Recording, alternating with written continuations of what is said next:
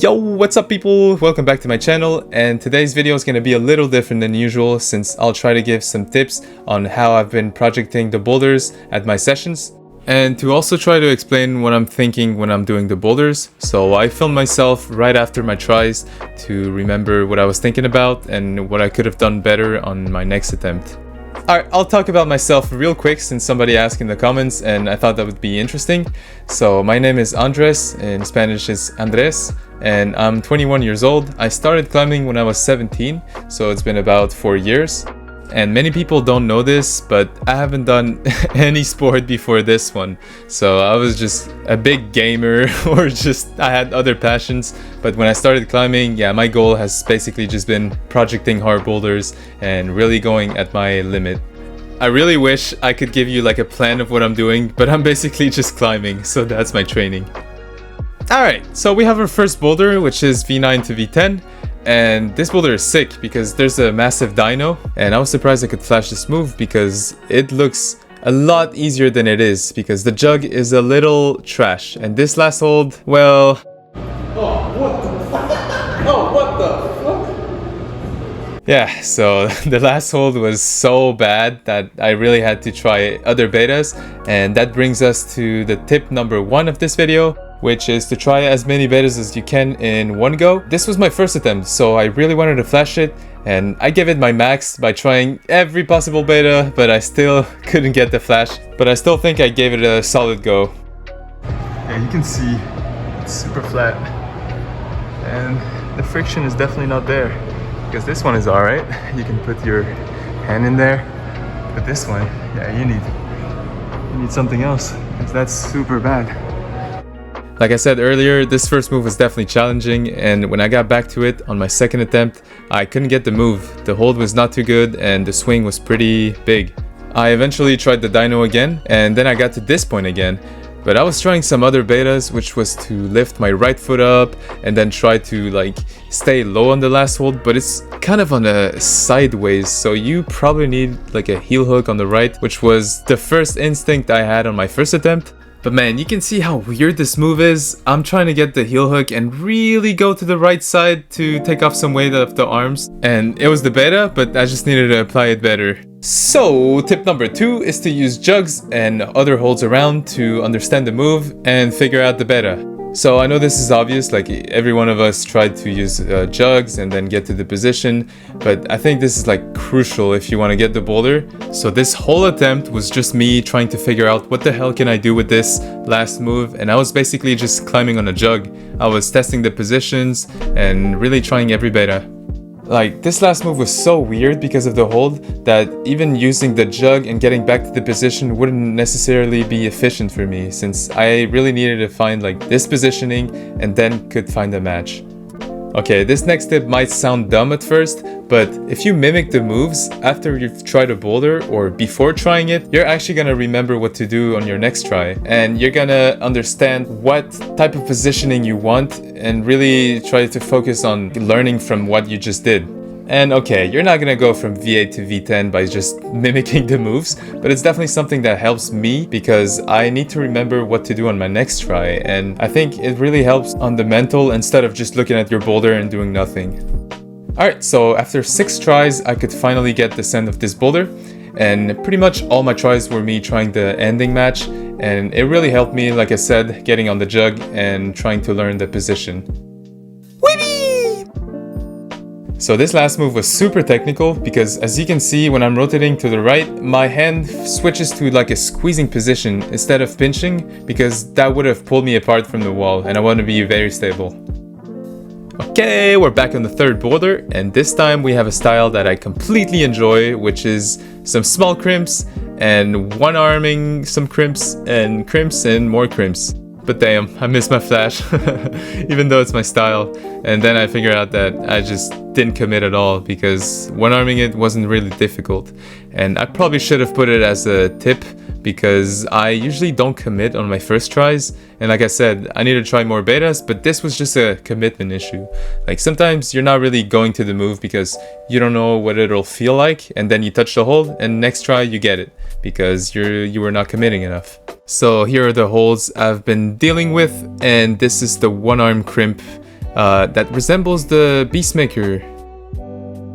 So I gave it about 5 to maybe 6 tries, and most of the attempts were me trying to figure out this middle section because it was pretty confusing and tricky. I tried to go on the left side earlier, and there I tried it again to really make sure that it wasn't a positioning thing and more of just a bad beta. So next try, what I tried to do is either flip your hand or maybe just completely change my beta and go to the right side.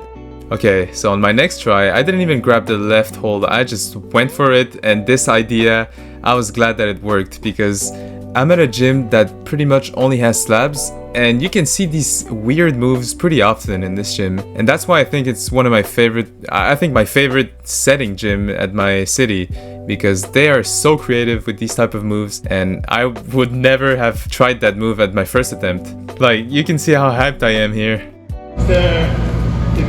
C'est fucking cool. Okay, so at this point, I know every move, I know what to do, I can send it anytime, and I would like to give a tip for this situation, and it is to not rage and stay positive after each attempt, even if you fall for a stupid mistake. It sounds kinda lame at first, I know, but it's definitely like a mental boost that can bring your sessions up and not be disappointed in every attempt you're doing. Like for example, in that session, every time I fell, I wasn't mad at all.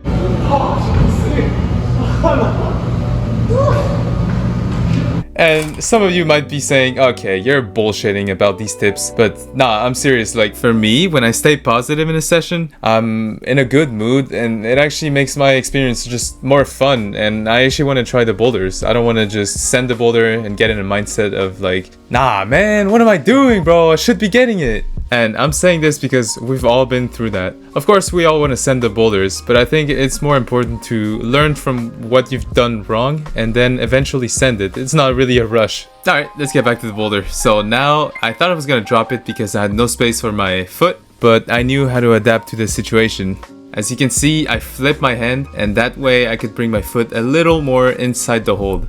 So I would say adapting is crucial because sometimes you're not really expecting these type of situations where you don't have enough space for your foot or your hands are not well placed. So adapt to the situation, and I would say that would make you send the boulders more often. There's been multiple cases where I got in trouble because I wasn't perfectly placed, but then I found something in the instant that made me do the boulder. Okay, so now we have a massive dyno, and I think it's gonna be more interesting since I'm pretty bad at dynos, and I actually think it's gonna be a little more interesting for you guys since in this case I'm really gonna learn from what I just did wrong. So this is my first attempt, let's check it out.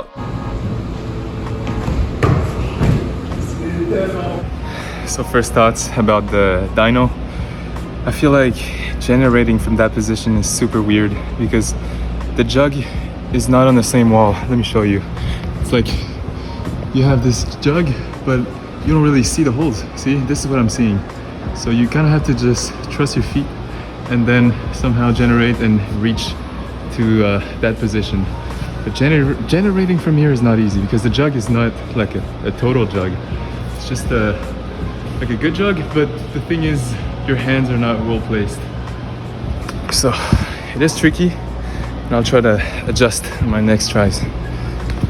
Okay, that first try was pretty garbage, but at least it gives us another tip, which is to film yourself to analyze your videos and understand what you did wrong. So again, I didn't really feel the move at all, so this is what I said. I know a lot of people don't film themselves, but if you can, try to film yourself at least once and look at you climb, because it's not the same as when you're climbing the boulder. So personally, when I look back at my videos, I kind of know what to do because I see my mistakes, I see that my arms are bent or stuff, and I know how to fix it then. Alright, so as I'm trying the ending, I'm gonna talk about my resting strategies. And by the way, this is gonna be different for everybody, but I'm gonna show mine what it looks like. So for dynos and slab, I like to try them 2 to 3 times and then take like a 2 minutes rest to make sure I'm not running out of breath, and then I try them again. For hard boulders, so like projects, I usually use like 80% of my strength and take a 5-minute rest. But for some pumpy boulder, so like 100% of my power, I need at least 10 minutes and sometimes 15 if I want to gain all that power back. So I think I found something else, which is basically looking at the feet. because if I look at the hold, I'm placing my feet way too much inside the volume. So I think I need to place it like outside, and I should just be watching the feet. So that's what I'll do next attempt, and let's see how it goes. Damn, what a genius. But honestly, I think it's super cool to remember what I was thinking about. And I wasn't getting too close to this move, but when I said that my foot was too much inside the volume, I just watched my foot and it wasn't really a hard move anymore. So I think doing this type of video actually helped me send the boulders. I was thinking more than usual. Watch the feet. That's the secret. Alright. I have not tried this boulder yet, but you can just see the slippery foot. I gotta place my foot on this one. That looks terrible. And then that next one. That looks even more terrible. So yeah, we'll see how it goes. Man, this is definitely the hardest boulder of this session. I know I did like 3 circuit 8 that were supposed to be harder than this one, but nah, for me it was definitely the hardest one, since I just show you the foot. It was honestly just disgusting, and then you have this ending that the hold isn't really there. You just kind of have to trust your feet and make sure to not just fall to your death. I did a pretty good job on my first attempt getting here, but then I had no idea what to do. Let's see what I was thinking. That foot is the scariest foot I've ever had to place. You can see this thing is terrible. I do not want to stand on it. Tip number 8. I know, this is a classic, and I know everybody says this, but I don't give off. If I had to give a tip that's gonna make you a V9 climber to a V10 climber, this is the one. Okay, probably not, but still, like, I don't think I've ever done a project without brushing it. For me, it's essential, and you should do it too, or you're just dumb. Okay, I don't know why I'm so mad about brushing, but yeah, you should definitely brush. And I feel like every hold would just completely be upgraded, and then your foot will also be more secure. Not to talk about all the chalk that's been accumulated on every boulder because everybody's trying it, so I think you should brush it every time to make sure that you're giving it 100%. Anyways, you can see here I'm using many tips that I showed earlier, like using jugs to get to the position and only trying this type of positioning before even going from the ground again.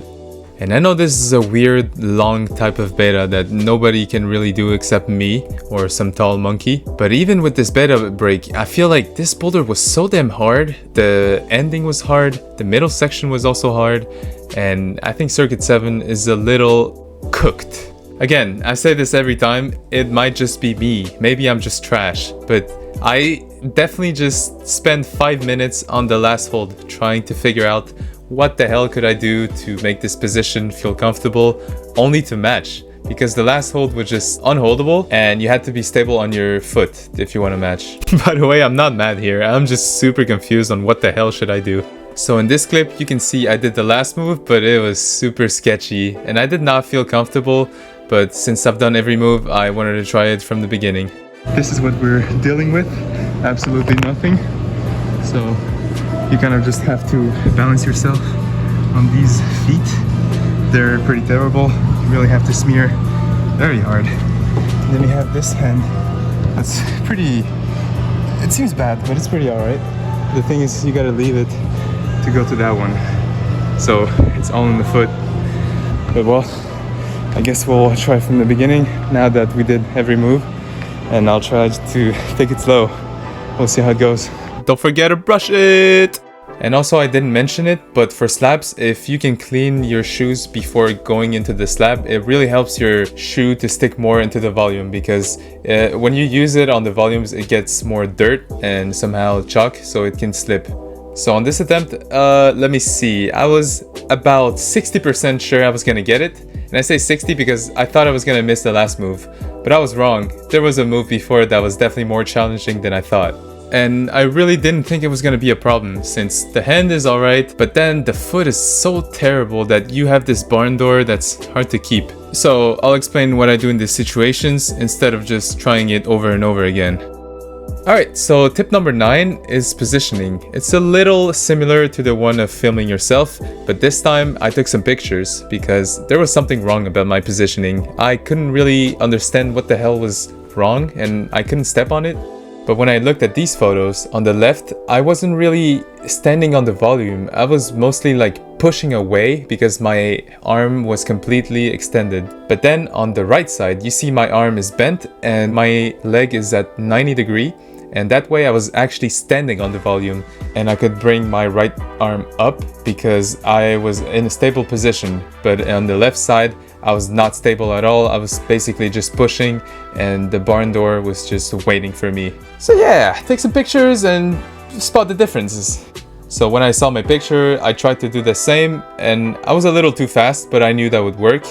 And when I got to that position again, I just wanted to try the ending real quick. And I was desperate for something here. I definitely thought it was like, okay, maybe I'll adjust at the moment, but I don't think it was gonna work anymore. When I did it, the last move, it was too sketchy, so I had to find something else, which was a heel hook for me, and even then it was super limit. So I knew the matching was gonna be definitely the crux for me. Oh, and another tip.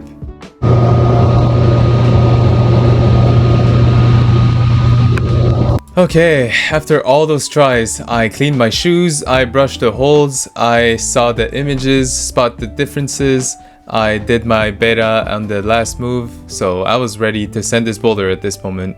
The only thing that was missing was my energy. I think at that point I was in the gym for like 3 hours and the gym was closing in probably like 20 minutes, so I was kind of in a rushy type of situation. But after all those tries, I really wanted to get the boulder, so I had to focus and execute. Just look at my left foot. It's smearing on that volume and that could have slipped any moment. So it was a really sketchy position, but I was happy to be getting this one. I also did a small commentary after this boulder to show my emotions. That thing was so limit. Thank God I found the beta, because if I had to step on those 2 volumes, it would have not sent at all. Like the heel hook was absolutely necessary because the last one is just unholdable. So it's all in the legs and it was definitely limit. And I actually didn't think I was gonna get it. Honestly, that move where I had to match the crimp on the arete was definitely more limit than I thought because the foot was very slippery. So I had to trust it like 100%. And yeah, definitely the last move was hard. Okay, at this point, it was like 3 hours and a half in. I should have just went home, but my friend that works there was like, yeah, wanna climb? And I was like, yeah, sure.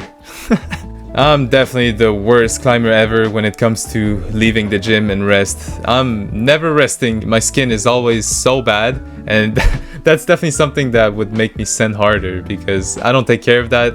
And I should really just limit myself to like 2-hour sessions. But nah, every time I leave the gym, I'm destroyed, my skin is nowhere to be found, and I'm just broken.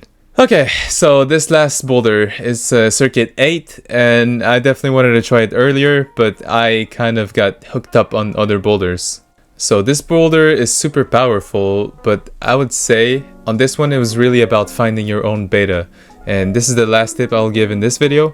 And I talked about it briefly earlier, which is to find your beta that works for you, and it's not necessarily the one that's gonna work for your friend or for the route setters. When you're long, like me, sometimes the toe hooks don't match your box or the small boxes really make you uncomfortable. So you have to find another beta and try, not necessarily to cheat the boulder, but to find something that's more optimal for you.